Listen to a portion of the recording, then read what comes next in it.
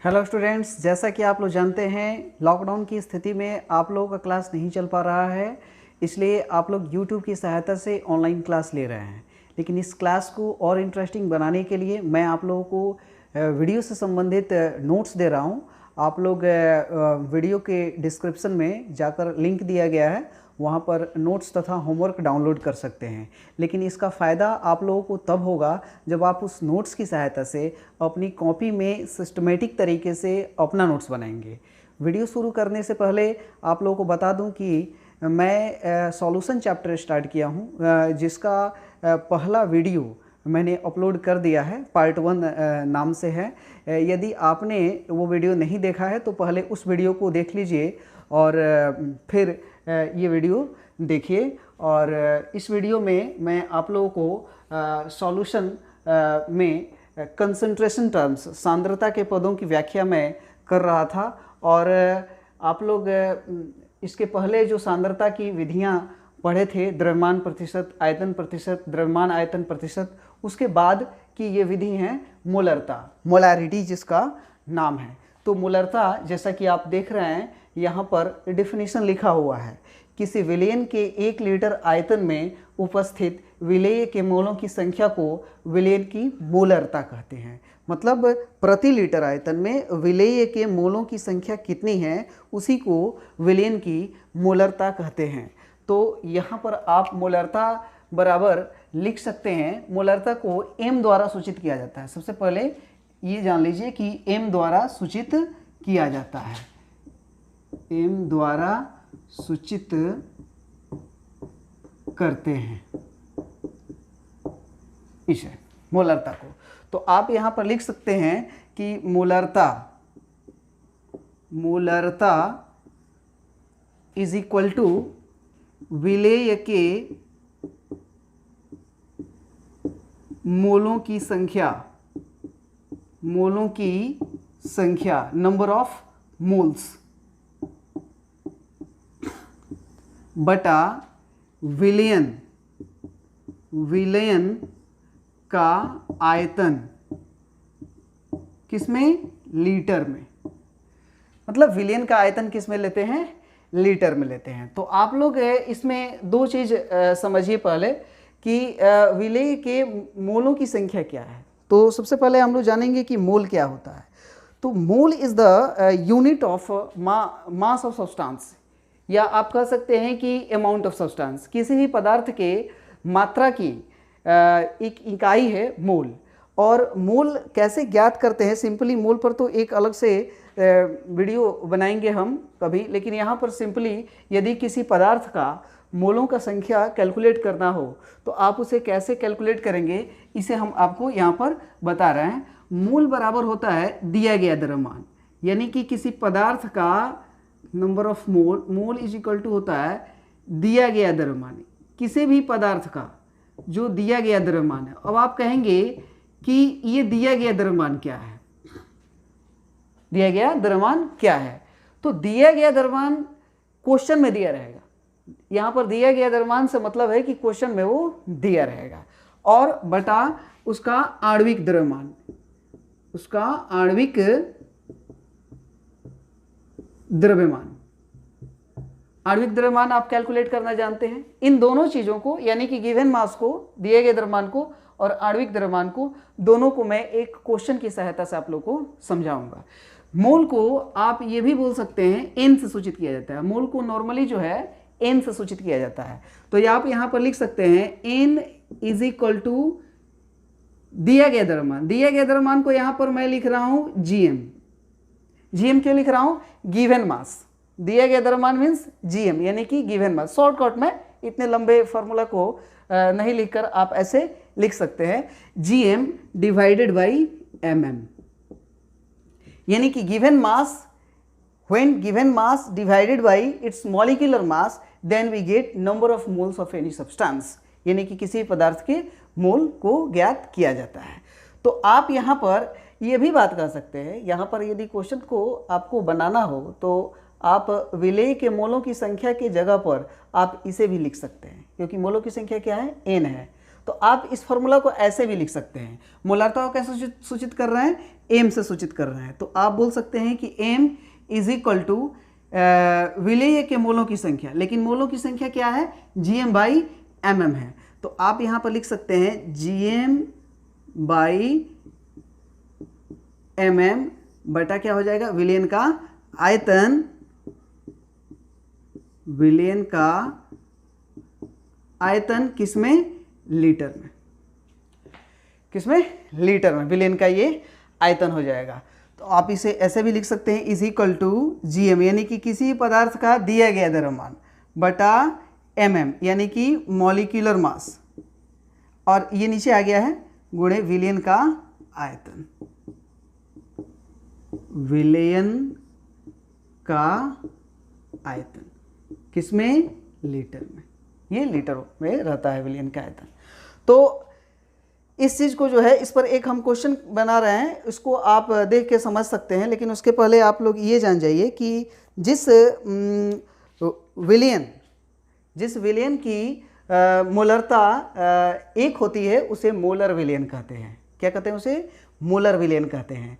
और मोलरता जो है वह ताप से के साथ परिवर्तित होता है। क्योंकि यहाँ पर ध्यान दीजिए, यहाँ पर ये क्वेश्चन पूछा जाता है, क्वेश्चन ऑब्जेक्टिव क्वेश्चन दिया जाता है कि निम्नलिखित में से कौन ताप के साथ परिवर्तित होता है। तो उस क्वेश्चन में एक्चुअली मोलरता जो है ताप पर निर्भर करता है।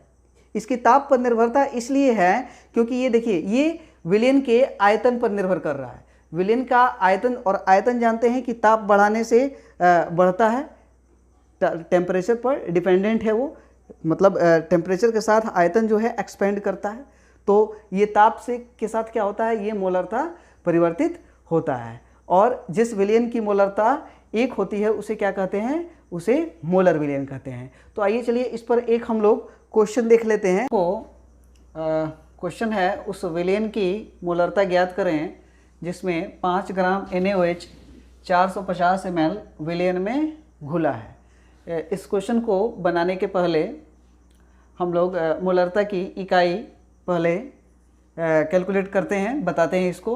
तो यहाँ पर इकाई कैसे बताएंगे हम, विलेय के मोलों की संख्या। तो मोलों की संख्या की जो इकाई होती है उसको मोल ही बोलते हैं। तो मोलों की संख्या का मात्रक क्या, मोल, और विलयन का आयतन क्या है, लीटर है। तो क्या बोलेंगे, मोलरता की इकाई क्या हो गई, मोल प्रति लीटर, या इसको ऐसे भी लिख सकते हैं, या मोल पर लीटर,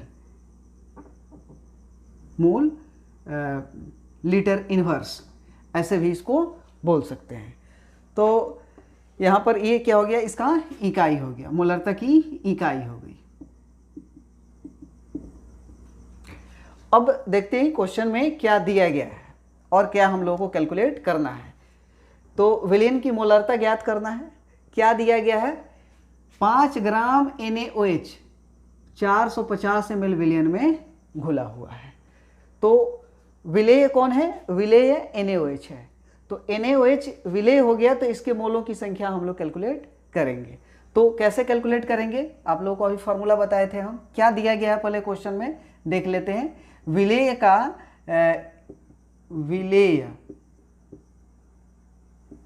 का GM मीन्स क्या हो गया, गिवन मास। GM मीन्स क्या हो गया, गिवन मास हो गया। यानी कि अभी आपको बताया गया था कि मोलों की संख्या, number of mole is equal to होता है गिवन मास, दिया गया द्रव्यमान बटा मॉलिक्यूलर मास, यानी कि आणविक द्रव्यमान। तो मैंने अभी बताया था कि GM जो है, गिवन मास, दिया गया द्रव्यमान जो है वो क्वेश्चन में दिया रहेगा। और देखिए क्वेश्चन में दिया है 5 ग्राम NaOH, तो this mass is given in question. ये 5 ग्राम द्रव्यमान जो है NaOH का दिया गया है, तो ये क्या हो जाएगा, ये गिवन मास हो जाएगा। तो गिवन मास कितना हो गया, 5 ग्राम। और इसका mm कैसे कैलकुलेट करते हैं, mm इज इक्वल टू क्या है, ये NaOH है, NaOH। तो सोडियम का परमाणु द्रव्यमान कितना होता है, 23, प्लस ऑक्सीजन का कितना होता है, 16, प्लस हाइड्रोजन का कितना होता है, 1। ये टोटल हम लोगों का कितना हो जाएगा, 40। ये क्या हो जाएगा हम लोगों का विलेय का मॉलिक्यूलर मास 40 हो जाएगा। अब यदि हम कहें कि इसका विलेय का मोलों का संख्या ज्ञात कर लीजिए तो गिवन मास कितना है 5 ग्राम है और मॉलिक्यूलर मास कितना है 40 है।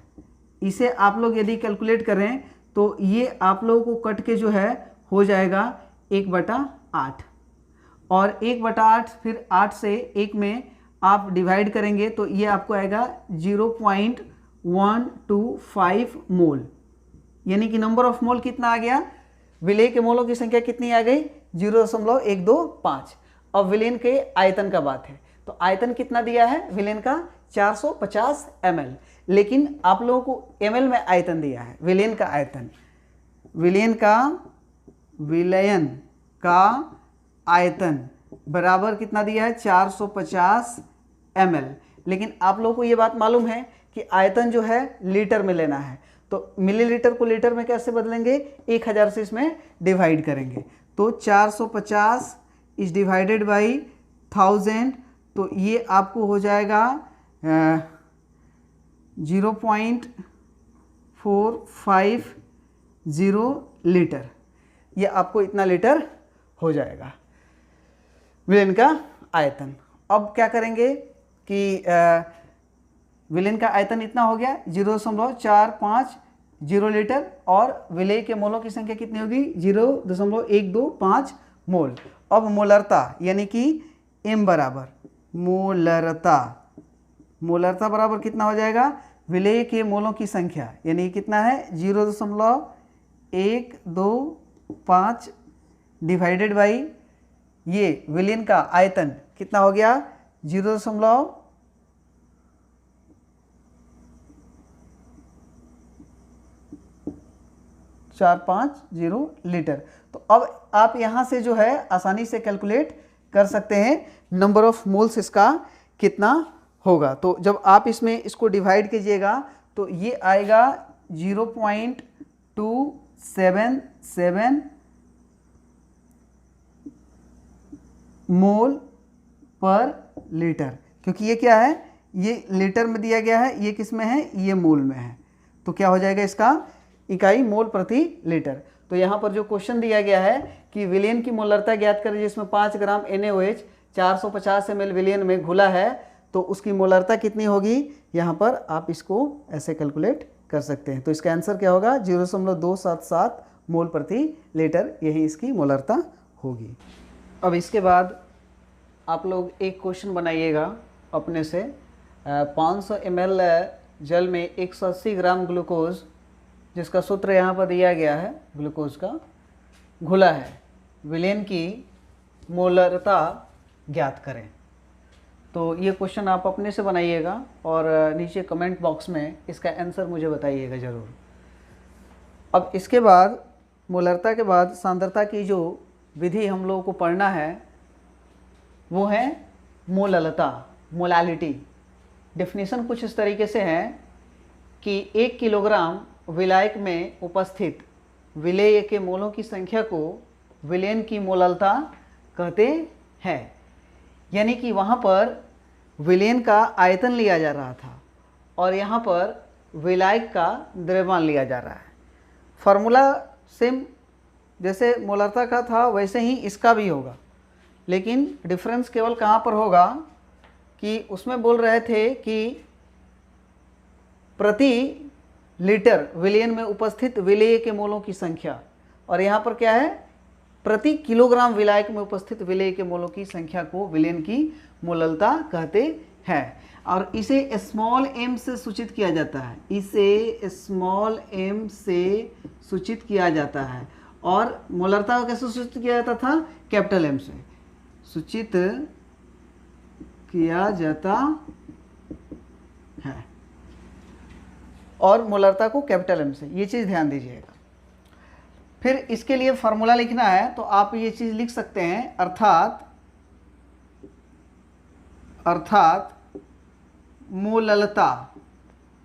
मोललता बराबर विलेय के मोलों की संख्या, विलेय के मोलों की संख्या बटा विलायक का द्रव्यमान, किसमें?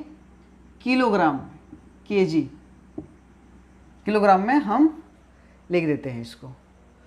अब इसके इकाई की बात करते हैं हम लोग, तो मोलों की संख्या, विलेय के जो मोलों की संख्या है वह, उसके लिए क्या लिखते हैं? मोल।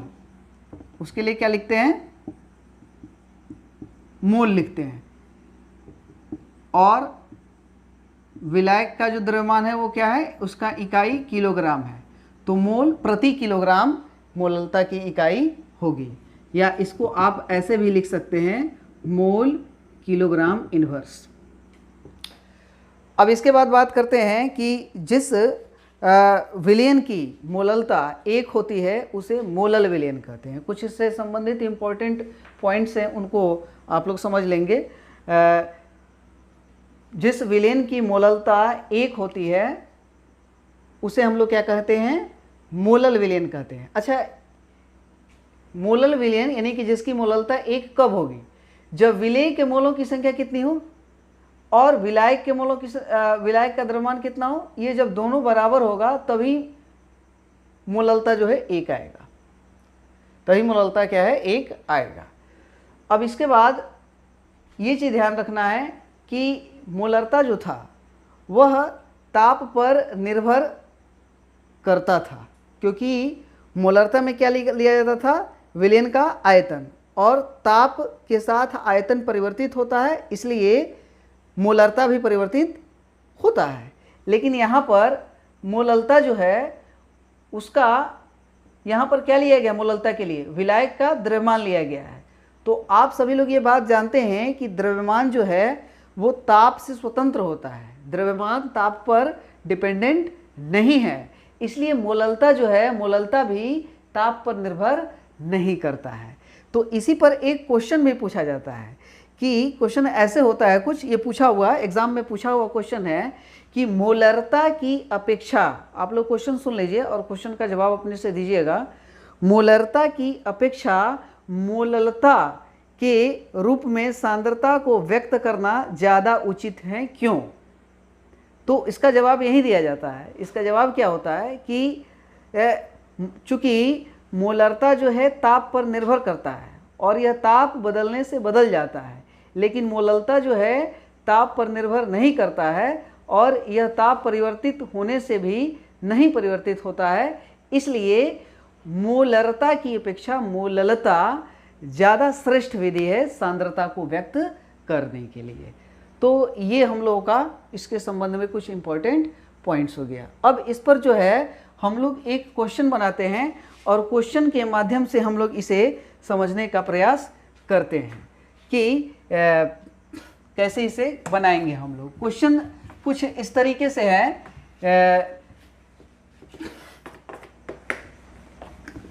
क्वेश्चन हम यहाँ पर लिख दे रहे हैं, जो इम्पोर्टेंट बात हम बोर्ड पर लिख रहे हैं उसे आप लोग कॉपी पेन लेकर बैठिएगा और साथ साथ उसे नोट भी करते रहिएगा।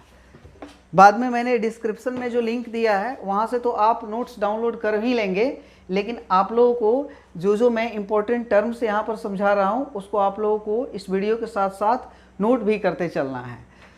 और यदि कोई प्रॉब्लम है, क्वेश्चन है, तो कमेंट बॉक्स में आप क्वेश्चन पूछ सकते हैं। क्वेश्चन कुछ इस तरीके से हैं जो मैं अभी पूछ रहा हूँ। 75 ग्राम बेंजीन में 75 ग्राम बेंजीन 75 ग्राम बेंजीन में 2.5 ग्राम एसिटिक अम्ल, 2.5 ग्राम एसिटिक अम्ल घुला है विलयन की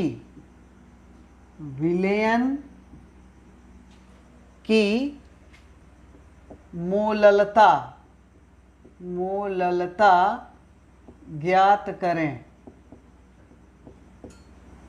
तो क्वेश्चन में क्या क्या दिया गया है? क्वेश्चन में बेंजीन कितना दिया गया है? 75 ग्राम। और एसिटिक अम्ल कितना दिया गया है? 2.5 ग्राम। तो आप ये बात जानते हैं कि जो अधिक मात्रा में होता है वो विलायक होता है, जो कम मात्रा में होता है विलेय होता है। तो विलेय क्या है? एसिटिक अम्ल है। और एसिटिक अम्ल का द्रव्यमान कितना दिया गया है? 2.5 ग्राम। तो थोड़ी देर पहले ही मैं बता रहा था कि ये विलेय का गिवन मास है। तो विलेय का क्या क्या इसमें दिया गया है? विलेय का यहाँ पर सॉल्यूशन हम बता रहे हैं, विलेय का जीएम यानी कि गिवन मास, तो 2.5 ग्राम ये दिया गया है। एमएम मॉलिक्यूलर मास इसका कैसे कैलकुलेट करेंगे? तो एसिटिक अम्ल का सूत्र होता है CH3COOH। तो कार्बन देखिए, कार्बन का 12 होता है और 2 कार्बन है यहाँ पर, तो ये 12 दूना 24 इसका परमाणु द्रव्यमान हो जाएगा कार्बन का। फिर यहाँ पर हाइड्रोजन जो है 3 1 4 है और हाइड्रोजन का 1 होता है परमाणु द्रव्यमान, तो हाइड्रोजन का परमाणु द्रव्यमान 4 हो जाएगा। प्लस ऑक्सीजन का परमाणु द्रव्यमान 16 होता है और 2 ऑक्सीजन है, तो यहाँ पर इसका परमाणु द्रव्यमान क्या हो जाएगा? 32 हो जाएगा। 24 4 28 और 32 ये हो गया आपको 60, यानी कि ये 60 ग्राम पर मोल हो गया यहाँ पर। ये इसका मॉलिक्यूलर मास किसका? एसिटिक अम्ल का। अब इसके यदि मोलों की संख्या कैलकुलेट करने, क्योंकि मोललता ज्ञात करने के लिए क्या चाहिए हमें? विलेय के मोलों की संख्या चाहिए, विलेय के मोलों की संख्या चाहिए। और तो यहाँ पर सबसे पहले हम लोग इसका मोल कैलकुलेट कर लेते हैं। तो मोल बराबर होगा क्या? Given mass by molecular mass. तो गिवन मास कितना है?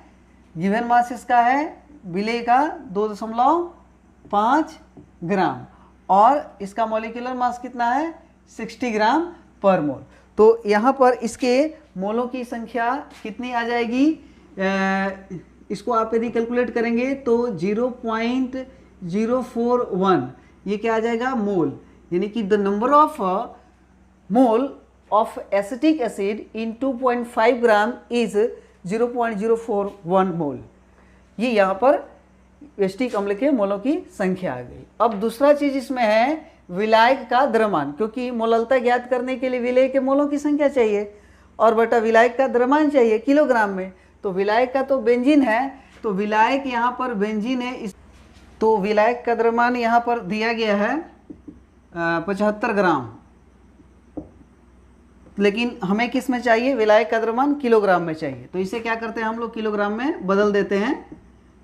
75 बटा 1000 कर देंगे, ये किलोग्राम में बदल जाएगा 0.075 किलोग्राम। ये हम लोगों का विलायक का द्रव्यमान आ गया। अब मोललता कैसे ज्ञात करेंगे? मोललता के लिए फॉर्मूला है विलेय के मोलों की संख्या बटा विलायक का द्रव्यमान। तो विलेय के मोलों की संख्या हम लोगों ने कितना कैलकुलेट किया? वहाँ पर 0.041 मोल और विलायक का द्रव्यमान कितना ज्ञात किया है? 0.075 किलोग्राम। अब इसको कैलकुलेट करेंगे, कैलकुलेट करके देखिएगा कितना आंसर आ रहा है। वैसे आएगा ये 0.546 मोल प्रति किलोग्राम। ये आपको इसका इकाई मोल प्रति किलोग्राम हो गया और मोललता इतना आ गया। ये कंडीशन दिया गया है क्वेश्चन में। तो अब एक अगला क्वेश्चन आप लोग अपने से बनाइएगा, नोट कर लीजिए। अगला क्वेश्चन है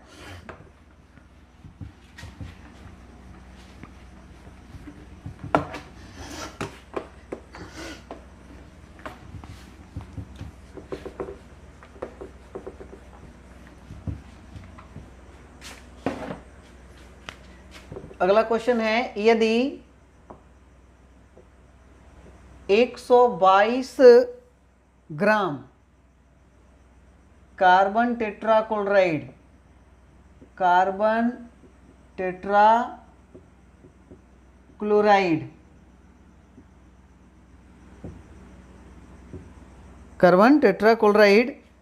में, अच्छा कार्बन टेट्राक्लोराइड का सूत्र हो गया CCl4। मैं लिख दे रहा हूं कि आप लोगों को कोई प्रॉब्लम ना हो। 122 ग्राम कार्बन टेट्राक्लोराइड में 22 ग्राम बेंजीन घुला है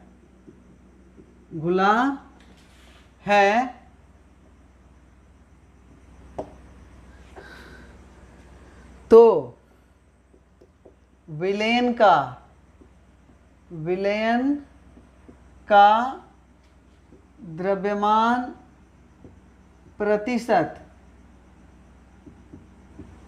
तथा मोललता ज्ञात करें। इसमें दो चीज़ें जोड़ दिया गया है, एक द्रव्यमान प्रतिशत भी ज्ञात करना है और एक मोललता भी ज्ञात करना है। तो आप लोग इसमें 122 ग्राम कार्बन टेट्राक्लोराइड है और 22 ग्राम बेंजीन है। तो बेंजीन जो है कम मात्रा में है और कार्बन टेट्राक्लोराइड ज़्यादा मात्रा में है। तो जो कम मात्रा में होता है वो विलेय हो गया, बेंजीन विलेय हो जाएगा और कार्बन टेट्राक्लोराइड 122 ग्राम है तो ये विलायक हो जाएगा। अब इन दोनों डाटा की सहायता से आप पहले द्रव्यमान प्रतिशत निकाल दीजिएगा। पिछले वीडियो में द्रव्यमान प्रतिशत को बताया गया है फार्मूला, उसको आप देख लीजिए। और फिर मोललता का तो फार्मूला यहाँ पर सब चीज़ है ही। तो इस तरीके से आप लोग मोललता पर ये क्वेश्चन बना लीजिएगा। अब सांद्रता को व्यक्त करने की जो अगली विधि है वो है मोल प्रभाज या मोल अंश, मोल फ्रैक्शन। तो यहाँ पर मोल प्रभाज फ्रैक्शन का मतलब हुआ कि जो विलयन में घटक उपस्थित है उनके मोलों का अनुपात, और परिभाषा में भी आप यही चीज़ ऑब्जर्व करेंगे। परिभाषा इसका है किसी विलयन में उपस्थित कोई एक घटक। आप जानते हैं कि विलयन के दो घटक होते हैं, विलेय और विलायक। तो विलयन में उपस्थित कोई एक घटक, विलेय या विलायक, कोई एक घटक के मोलों की संख्या तथा सभी घटकों के कुल मोलों की संख्या के अनुपात को मोल प्रभाज या मोल अंश कहते हैं। यानी कि किसी एक घटक के मोल की संख्या निकाल लीजिए और बाकी जितने घटक हैं सभी के मोलों की संख्या को क्या कीजिए, जोड़ दीजिए, और वही दोनों का अनुपात जो होगा वो मोल अंश या मोल प्रभाज कहलाएगा। चलिए इसे हम लोग सूत्र द्वारा समझते हैं, लेकिन इसके पहले आप लोग को बता दें कि इसे किस चीज़ द्वारा सूचित किया जाता है। x द्वारा सूचित किया जाता है, x द्वारा सूचित करते हैं किसे, मोल प्रभाज को। अब यहाँ पर आप देख रहे हैं कि विलयन में उपस्थित कोई एक घटक और विलयन में उपस्थित सभी घटक का मोलों का अनुपात। तो आप यहाँ पर लिख सकते हैं अर्थात मोल प्रभाज या मोल अंश भी लिख सकते हैं। मोल प्रभाज ब्रैकेट में हम लोग लिख दे रहे हैं x, क्योंकि x सूचित किया जाता है। x बराबर किसी एक घटक का विलयन में, या ऐसे लिख दीजिए किसी एक घटक, कोई एक घटक के मोल की संख्या बटा सभी घटकों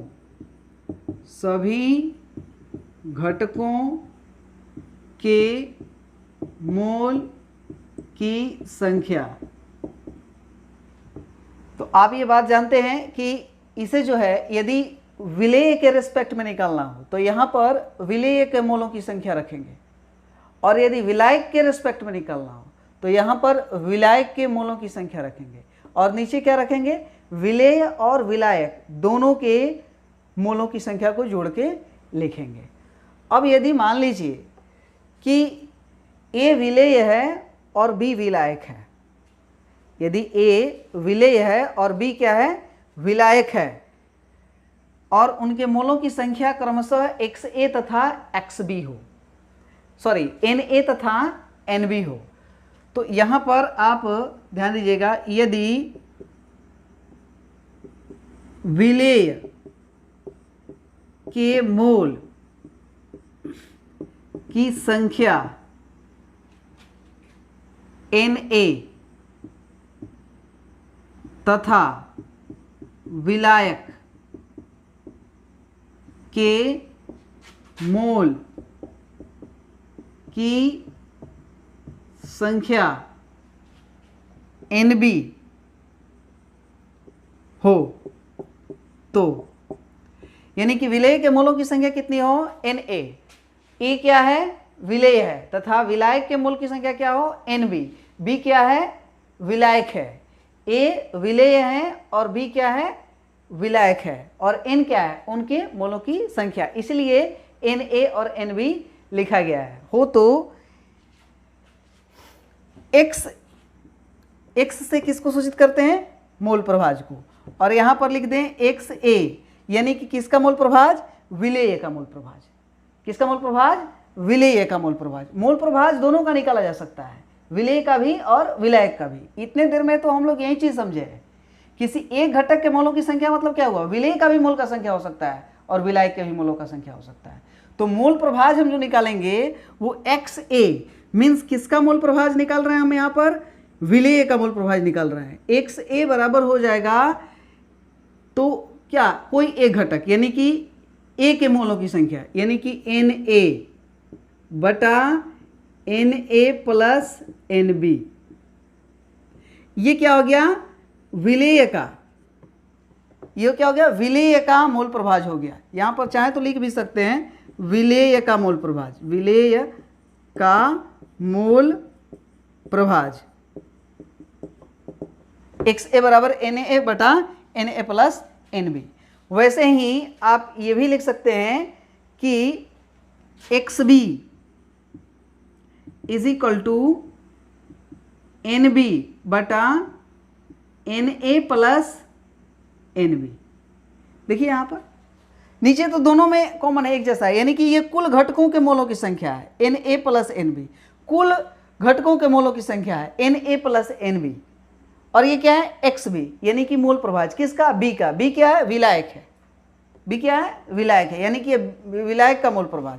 तो आप यहाँ पर ये चीज लिख सकते हैं, यहाँ पर ये क्या है, विलायक का मोल प्रभाज है, विलायक का मोल प्रभाज। तो यदि किसी विलयन में एक विलेय है और एक विलायक है, यानी कि दो घटक है, तो यदि विलेय का मोल प्रभाज निकालना हो तो XA बराबर Na बटा Na plus Nb formula use करेंगे, और यदि विलायक का मोल प्रभाज निकालना हो तो Nb बटा Na प्लस Nb फॉर्मूला का यूज करेंगे। अब इसमें कुछ विशेष बातें होती है, इसको जो है हम इसमें कुछ विशेष बातों को समझेंगे, लेकिन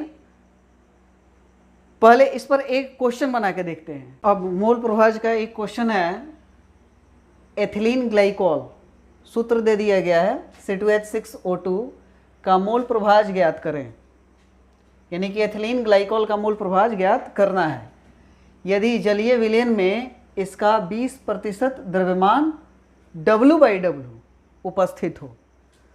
देखिए ये क्वेश्चन बनाने में सबसे पहले हम लोग ये चीज़ देखेंगे कि जलीय विलयन में 20% द्रव्यमान W/W का क्या अर्थ है। तो यहाँ पर एथिलीन ग्लाइकोल के यहाँ पर सॉल्यूशन में क्या लिखेंगे, सबसे पहले हम एथिलीन ग्लाइकोल यानी कि सूत्र लिखते हैं सीधे C2H6O2 के 20% W/W जलीय विलयन का तात्पर्य है कि क्या तात्पर्य है, 20% W/W, यानी कि आपको याद होगा द्रव्यमान प्रतिशत जब बताए थे तो 20% W/W का मतलब क्या हुआ कि 100 ml विलयन में, सॉरी W/W यानी कि वेट बाई वेट हो गया, यानी कि द्रव्यमान लिया जा रहा है, यानी कि 100 ग्राम विलयन में एथिलीन ग्लाइकोल 20% यानी कि 20 ग्राम है, तो का तात्पर्य है कि 100 ग्राम विलेन में 20 ग्राम C2H6O2 हैं। अच्छा, 100 ग्राम में 20 ग्राम तो C2H6O2 हो गया और ये जलीय विलयन है, तो बाकी का जल है, तो कितना जल है? 80 ग्राम, यानी कि 100 ग्राम में से 20 ग्राम तो ये C2H6O2 हो गया, तो बाकी का बचा कितना? 80 ग्राम बचा, तथा 80 ग्राम जल, यानी कि क्या? H2O, यानी कि H2O है। इसका सबसे पहले बात ये समझ लेना है, तभी हम लोग मोल प्रभाज कैलकुलेट कर सकते हैं। अब यहाँ पर आपको सबसे पहले ये चीज़ देखना है कि विलेय कौन है और विलायक कौन है। तो ये जो है 20 ग्राम है, ये देखिए ये 20 ग्राम है, और ये क्या है? ये 80 ग्राम है। तो विलेय कौन होगा? ये होगा, क्योंकि जो कम होता है विलेय होता है, और विलायक कौन होगा? ये होगा, क्योंकि जो अधिक होता है विलायक होता है। तो ये किसका? एथिलीन ग्लाइकोल का मोल प्रभाज पूछ रहा है, यानी कि किसका मोल प्रभाज पूछ रहा है? एथिलीन ग्लाइकोल का, यानी कि विलेय का मोल प्रभाज पूछ रहा है क्वेश्चन में। तो सबसे पहले हम लोग इसके मोलों की संख्या ज्ञात करेंगे, और तब इसके मोलों की संख्या ज्ञात करेंगे, तब हम दोनों का अनुपात कैलकुलेट करेंगे। तो सबसे पहले विलेय का देखेंगे कि कितना द्रव्यमान दिया गया है। तो यानी कि विलेय कौन है? विलेय C2H6O2 का GM गिवन मास कितना है इसका? 20 ग्राम। तो mm इसका कितना हो जाएगा? एंड mm इसका कैलकुलेट करेंगे। कार्बन का 12 होता है, तो 12 दूना 24, और हाइड्रोजन का 1 होता है, 6 हाइड्रोजन है टोटल 6, प्लस ऑक्सीजन का 16 होता है, तो 2 ऑक्सीजन परमाणु है यहाँ पर, तो 16 दूना 32, तो टोटल हो जाएगा आपको 62। टोटल आपको कितना हो गया? 62 ग्राम पर मोल इसका मॉलिक्यूलर मास हो गया। अब इसका पूछा जाए मोल का संख्या, यानी कि इसके मोलों का संख्या पूछा जाए कि कितना है। यानी कि ये मान लीजिए कि विलेय है, तो इसको A मान सकते हैं, हम A मान सकते हैं इसको, या मत मानिए इसको A, इसका विलेय है तो इसके मोलों की संख्या, यानी कि N C2H6O2, यानी कि एथिलीन ग्लाइकोल के मोलों की संख्या बराबर क्या हो जाएगा? GM बटा MM, यानी कि given mass by molecular mass. अब गिवन मास कितना है इसका? 20 है, 20, और मॉलिक्यूलर मास कितना है? 62। तो 20 और 62 आप डिवाइड करके देखिएगा, ये आप कैलकुलेट करेंगे तो आएगा आपको 0.322। यहाँ पर आपको इसका आएगा मोलों का संख्या, मोल। तो विलेय के मोल की संख्या कितनी आ गई? आपको इतना आ गया, यहाँ पर लिखते हैं 0.322 मोल आ गया। किसका? एथिलीन ग्लाइकोल का, यानी कि विलेय के मोलों का संख्या हो गया। अब विलायक के मोल का संख्या देखते हैं। विलायक के लिए, विलायक कौन है? जल है, विलायक यहाँ पर जल है, तो इसका GM कितना है? कितना दिया गया है? मैंने शुरू में ही बताया था कि GM means given mass. Given mass question में दिया रहेगा, तो क्वेश्चन में कितना दिया है? ये 80 ग्राम, 80 ग्राम ये दिया है। फिर इसका, और विलायक कौन है? विलायक H2O है। विलायक कौन है? H2O है। तो इसका मॉलिक्यूलर मास इसका हाइड्रोजन का कितना होता है? 1, तो ये हो जाएगा 2, प्लस ऑक्सीजन का होता है 16, तो 16 2 18। तो ये आपको H2O का मॉलिक्यूलर मास 18 हो गया और गिवन मास 80 हो गया। इसलिए अब क्या करेंगे, यहाँ भी लिख दे रहा है, इसलिए NH2O, यानी कि यह विलायक का मोल का संख्या हो गया, विलायक के मोल का संख्या हो गया।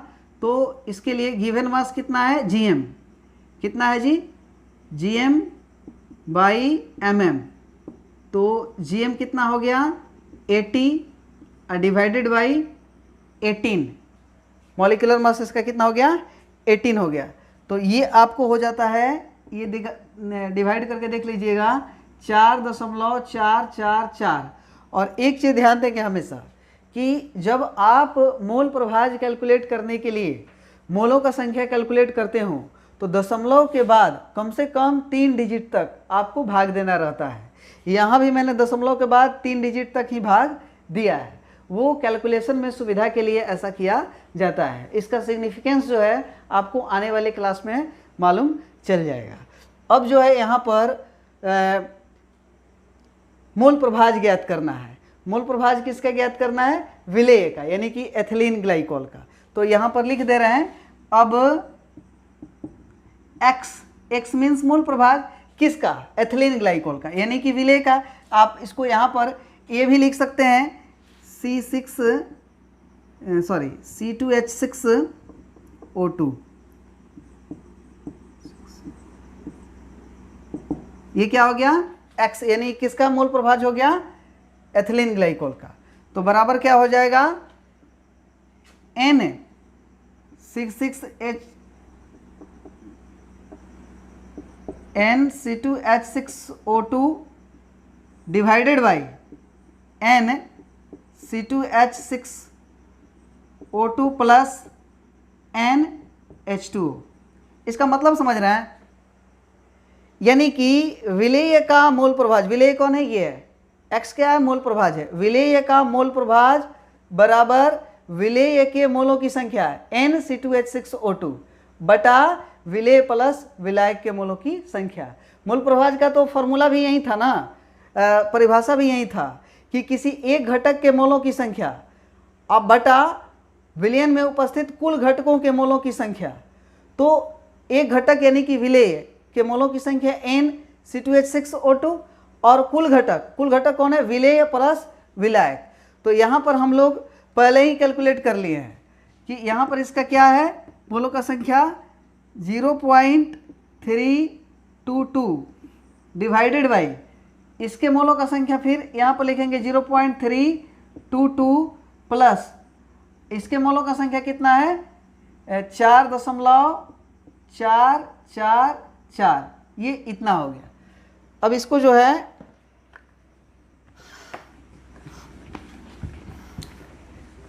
यहाँ पर फिर से लिख दे रहे हैं।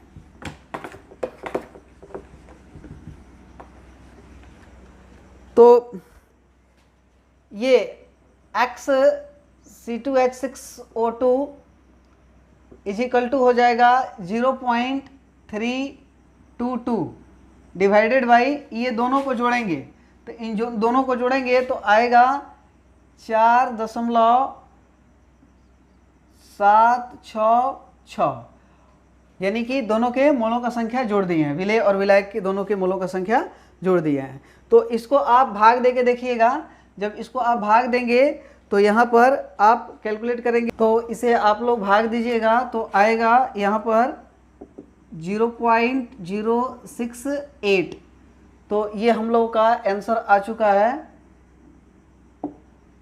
यानी कि विलेय का मूल प्रभाज हम लोग यहाँ पर ज्ञात कर चुके हैं 0.068। देखिए क्वेश्चन में तो विलेय का ही मूल प्रभाज पूछा जा रहा था, लेकिन आप लोग चाहें तो विलायक का भी मूल प्रभाज यानी कि H2O का भी मूल प्रभाज ज्ञात कर सकते हैं। यहाँ पर अभी केवल एथिलीन ग्लाइकोल यानी कि विलेय का ज्ञात किए थे। तो आप लोग इसमें मैं आप लोगों को ये क्वेश्चन दे रहा हूँ कि आप लोगों को कैलकुलेट करना है XH2O। तो कैसे कैलकुलेट करेंगे? और यहाँ पर यदि मान लीजिए कि विलायक का मूल प्रभाज ज्ञात करना है तो कैसे करेंगे? विलायक के मोलों की संख्या बटा विलेय प्लस विलायक के मोलों की संख्या। तो ये आप लोग कैलकुलेट कर लीजिएगा और आंसर कमेंट बॉक्स में ज़रूर बताइएगा। अभी आप लोगों को मूल प्रभाज के विषय में एक दो और इम्पोर्टेंट चीज़ें बतानी हैं, लेकिन उसको जो है हम लोग नेक्स्ट वीडियो में देखेंगे। आज के लिए इतना ही काफ़ी है। धन्यवाद।